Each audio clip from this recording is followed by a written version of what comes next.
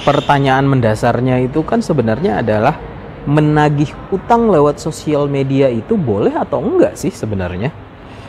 Jawaban singkatnya adalah mengunggah postingan tentang menagih utang kepada seseorang lewat sosial media sobat. Perhatikan beberapa hal yang akan saya sampaikan ini. Untuk bisa terhindar dari jeratan hukum pencemaran nama baik, hal yang paling mendasar untuk kita ketahui terlebih dahulu adalah pencemaran nama baik itu apa sih?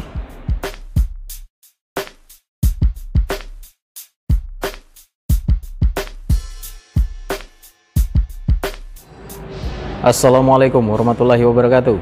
Sobat Hukum Indonesia, salam hormat. Terima kasih sudah menonton kembali channel ini. Saya Arfan Purnama, sahabat hukum Anda, akan membagikan cerita-cerita hukum yang inspiratif dan edukatif. Semoga cerita kami bisa memberikan manfaat yang menyenangkan bagi Anda. Sobat Hukum Indonesia, siapa sih yang nggak kesel bila punya utang, lantas utang itu tidak kunjung dilunasi oleh orang yang sudah kita bantu? Jadi teringat joke-joke yang beredar di masyarakat yang katanya orang yang diutangin kadang-kadang lebih galak dari orang yang ngutangin. Persoalan utang piutang ini, khususnya utang piutang yang melibatkan person to person secara langsung, ya kadang-kadang antar kerabat, antar sahabat, antar saudara, ya seringkali memang menjadi persoalan yang cukup sensitif di tengah masyarakat. Terutama bila pada akhirnya utang yang sudah diberikan tidak kunjung kembali sesuai dengan apa yang diekspektasi oleh si pemberi utang.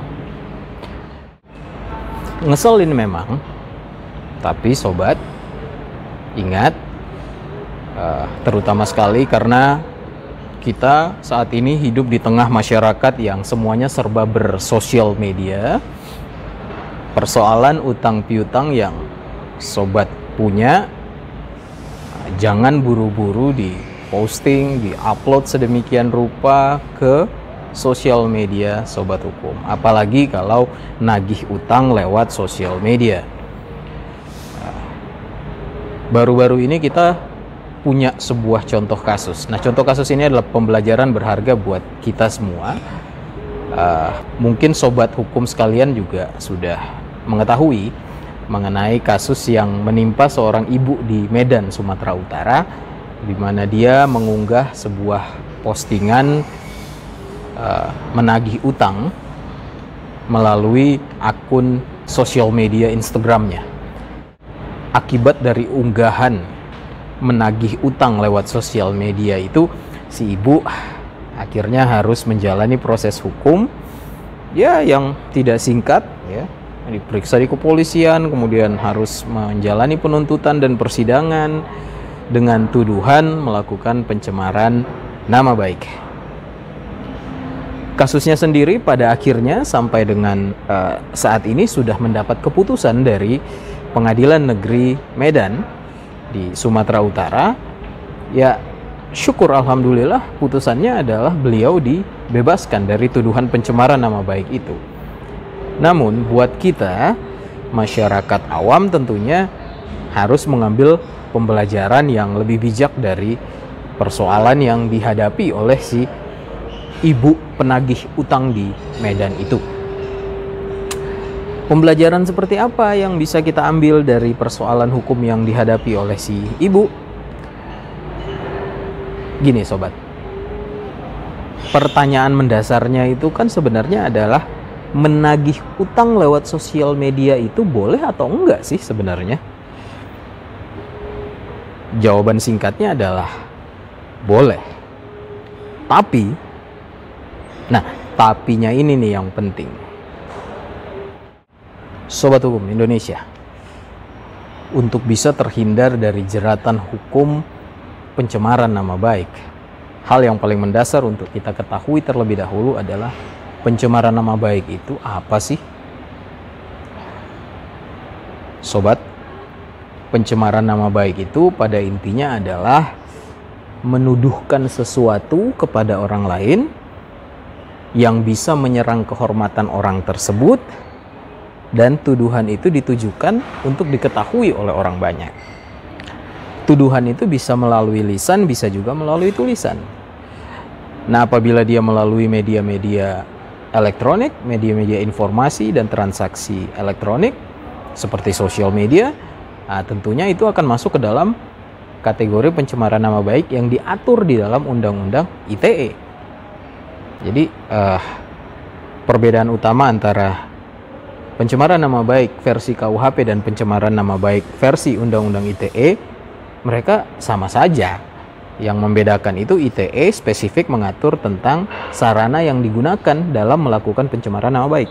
Kalau menggunakan sarana ITE, menggunakan gadget-gadget melalui sosial media, ya kenanya di pasal ITE. Kalau pencemaran nama baiknya di luar dari itu, menggunakan sarana yang lain lagi, ya kenanya di KUHP. Sobat, tidak mudah untuk lolos dari jerat hukum pencemaran nama baik. Kenapa saya katakan tidak mudah?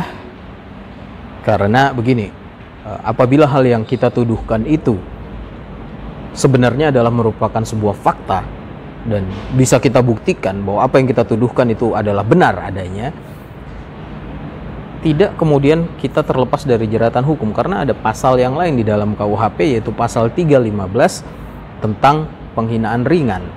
Nah, penghinaan ringan ini poin utamanya adalah Anda melakukan perbuatan yang menyerang kehormatan orang lain atau mempermalukan orang lain. Itu saja sudah cukup untuk menjadi alasan atau untuk menjadi dasar kita terjerat dalam persoalan hukum. Nah, sebaliknya, kalau apa yang kita tuduhkan tidak bisa kita buktikan, maka tentu saja akan dikategorikan sebagai tindak pidana fitnah. Jadi fitnah ini stratanya lebih tinggi sedikit dari pencemaran nama baik kalau dalam KUHP. Ancaman hukumannya pun lebih tinggi sedikit dari ancaman hukum pencemaran nama baik. Sobat, kita sambil minum ya.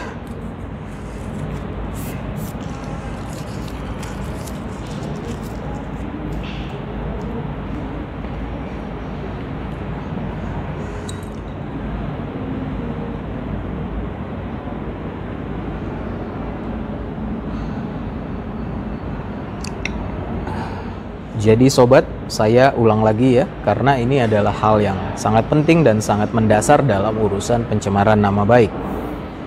Bila tuduhan yang Anda sampaikan bisa Anda buktikan, bukan berarti bahwa Anda bisa lolos begitu saja dari jerat hukum pidana. Kenapa?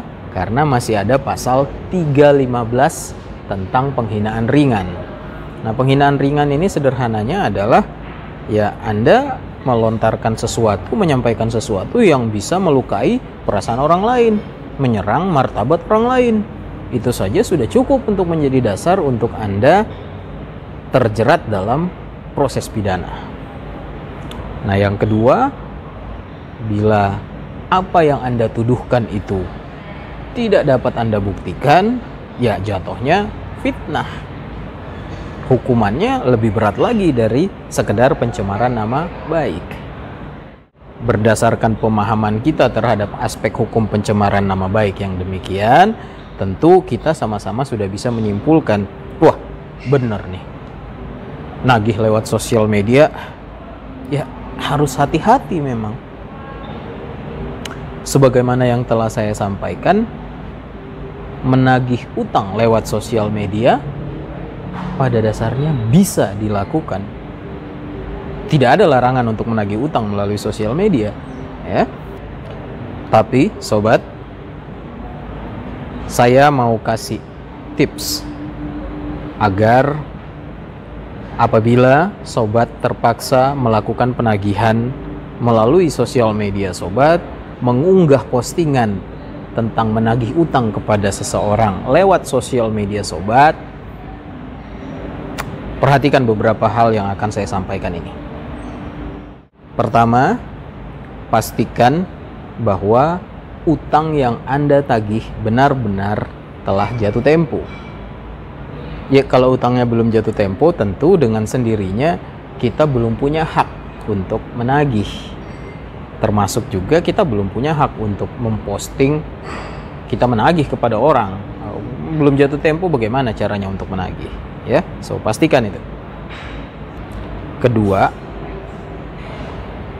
ungkap fakta-faktanya saja. Waktu sobat membuat postingan menagih kepada orang lain, sobat jangan dibumbu-bumbuin, jangan ditambah-tambahin dengan kalimat-kalimat yang kadang-kadang meluapkan perasaan sobat, yang kadang-kadang isinya lebih banyak curhatnya daripada faktanya. Sampaikan fakta-faktanya saja, bahwa si A pada tanggal sekian berutang dan committed misalnya untuk kembalikan, sampai dengan sekarang belum dikembalikan. Faktanya saja ya, jangan terlalu banyak bumbu-bumbunya. Kenapa jangan terlalu banyak bumbu-bumbunya? Karena justru di bumbu-bumbunya ini berpeluang muncul permasalahan hukum pencemaran nama baik. Sangat mungkin orang lain membaca ya, atau orang yang kita tagih itu membacanya berbeda perspektif dengan kita, beda tafsirnya, beda feelingnya waktu membaca postingan sobat. Sangat mungkin dari bumbu-bumbu redaksional, dari bumbu-bumbu postingan yang sobat sampaikan, itulah yang menimbulkan rasa dipermalukan, rasa martabatnya terserang. So hindari untuk membuat postingan yang isinya dipenuhi dengan bumbu-bumbu perasaan subjektif sobat. Nagih-nagih aja, ungkapkan faktanya saja, jangan curhat. Yang ketiga, pastikan sebelum Anda menagih lewat sosial media, membuat postingan menagih utang lewat sosial media, Anda itu udah benar-benar berada dalam kondisi sokol kepepet ya. Anda udah usaha untuk menagih dengan berbagai macam cara ya, datang ke rumahnya, kontak ya, lewat telepon, lewat WhatsApp, titip pesan kepada teman, bahkan Anda sudah mungkin saja sudah bersurat tapi kemudian tidak ada respon. Nah, maka tidak ada jalan yang lain ya, sosial media juga merupakan salah satu saluran yang bisa digunakan untuk melakukan penagihan. Ya, tapi kalau masih ada jalan yang lain yang belum dilaksanakan, ya sebaiknya tunda dulu menagih lewat sosial media. Jalankan dulu cara-cara yang lain itu. Ya, tujuan kita kan mau menagih utang ya, mau supaya uang kita kembali, bukan untuk mempermalukan orang tentunya. So kita harus konsisten terhadap tujuan itu. Kita memposting menagih utang lewat sosial media ya karena kita sudah nggak ketemu jalan yang lain untuk menagih. Yang terakhir, sebisa mungkin di dalam postingan Anda cantumkan kata-kata somasi kepada orang yang Anda tagih. Atau ya kalau nggak mau pakai kata-kata somasi, Anda bisa ganti juga dengan peringatan kepada orang yang berutang ya. Surat peringatan atau peringatan kepada si Mr. X ya, bahwa Anda memiliki utang yang seharusnya dibayar tanggal sekian, jumlahnya sekian, namun sampai dengan hari ini belum dilaksanakan pembayaran, dan so on. Dengan menuliskan kata somasi di dalam postingan Anda, tentu saja niat dan maksud Anda akan terbaca dengan jelas. Anda sedang menjalankan atau mempertahankan hak keperdataan Anda terhadap harta Anda, dan dengan sendirinya akan mengeliminir unsur niat jahat dalam pasal pencemaran nama baik. Ya, orang akan bisa dengan mudah menyimpulkan Anda itu sedang menjalankan hak keperdataan Anda dan bukan bermaksud untuk melakukan pencemaran nama baik. Itu saja dari kami sobat. Terima kasih telah menonton channel ini. Cerita hukum, edukasi hukum sambil santai. Wassalamualaikum warahmatullahi wabarakatuh. Salam hormat.